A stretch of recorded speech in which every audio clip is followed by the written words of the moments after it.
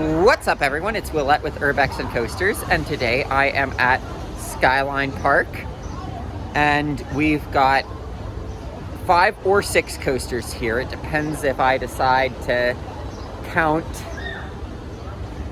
Top Thrill 2. I'll put it that way. But it depends if I decide to count that ride, and you'll see what I mean by referring to it that way. That thing behind me pulls more forces than you'd expect. That tire drive lift, what you would think is a tire drive lift, it kind of launches the train, so be warned, that had some laterals, that blue coaster back there.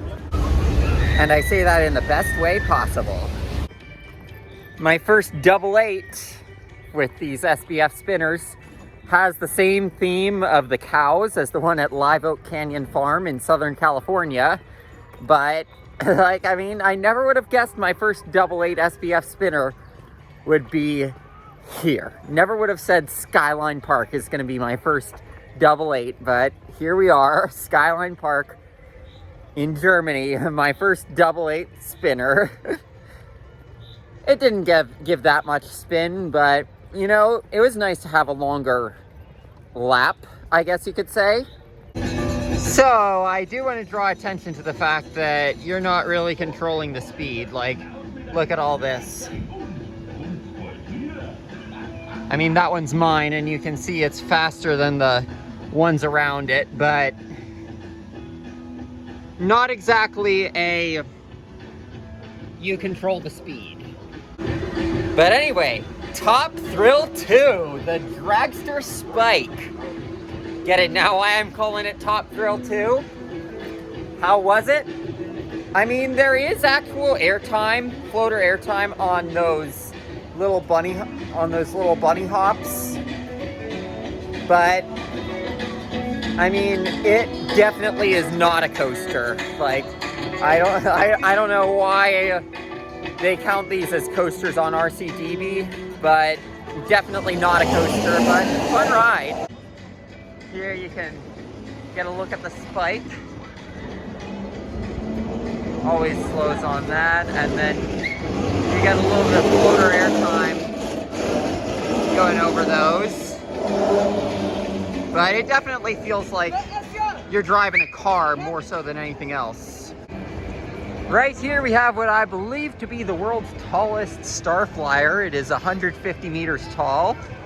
This one does have the challenge, though, of you don't have like a hypercoaster or a giga coaster to compare it to like you do with the other Starflyers and Windseekers, rides like that, but you can see it goes up pretty high. You can see the Alps from up there, so that's really cool.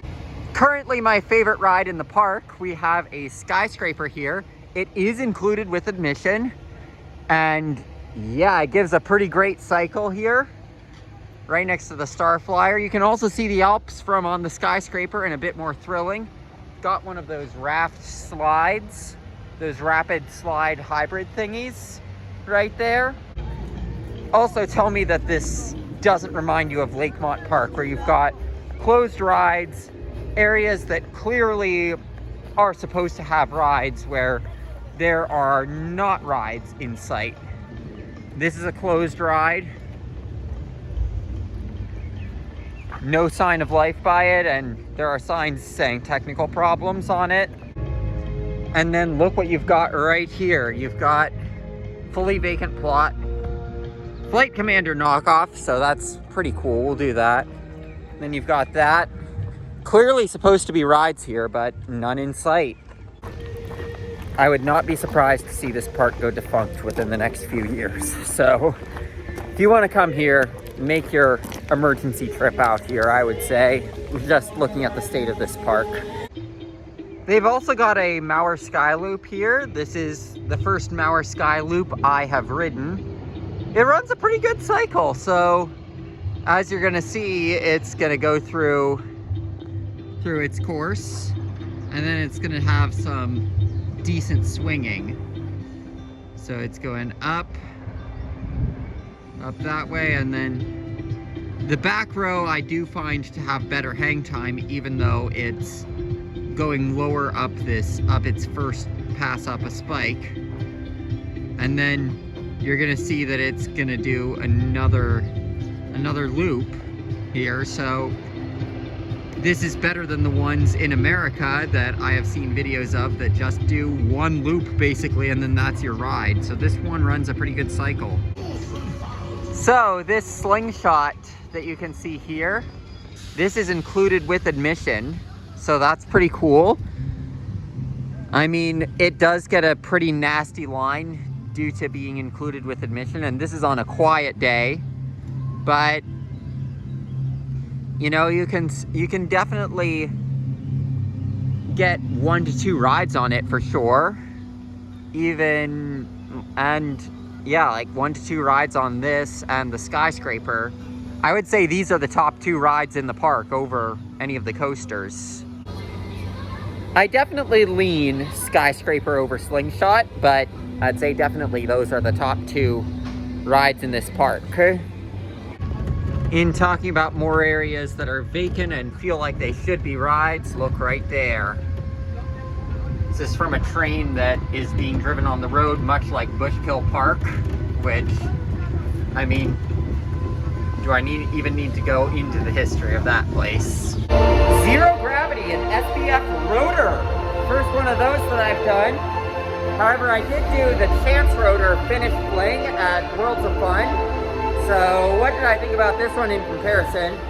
Well, this one certainly has a lot more theming than Finish Fling did, if you cannot tell by all of the flashy stuff back there. But looking past the theming, I'd say it feels pretty similar to the Chance Rotors.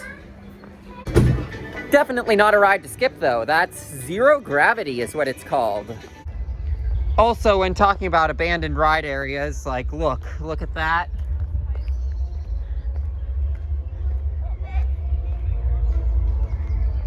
Got an abandoned concrete pad. This is clearly supposed to be a ride. They also have a few self-operated rides here, like they have a self-operated swing that you have to be holding down the rope on to get it to full tilt for about a minute. They have a fun slide that's completely unsupervised. They have a bunch of things like that here, and I mean, I'd say it's pretty fun to have these self-operated rides, where it's like never in America would you have these unsupervised self-operated rides. But at the end of the day, you know, I am worried about this park going defunct. There's the swing I was talking about that's self-operated. So for the other coasters in this park, they have a Wisdom Rides Dragon Wagon that's double the typical length of them, and they have a Kari Pro, almost like a free spinning bat flyer. So sort of like the Mauer spinner trains, but like a bat flyer track, but it doesn't really spin that much. So not a ton from those rides, but overall, I enjoy this park. Definitely come support this park because I am nervous about this park going defunct, seeing the number of vacant ride areas, but definitely seems like a pretty cool park. Also, I'm going to draw attention to this blue track over the entrance. I believe this is from their former Schwarzkopf Wildcat that they had here. And here it is from outside. Clearly was put here as a decoration, but also clearly coaster track. And if you need more evidence of that, look at that. You've got paint chipping there. And behind the ride that we are calling Top Thrill 2 in this park, there are more pieces of this coaster back there.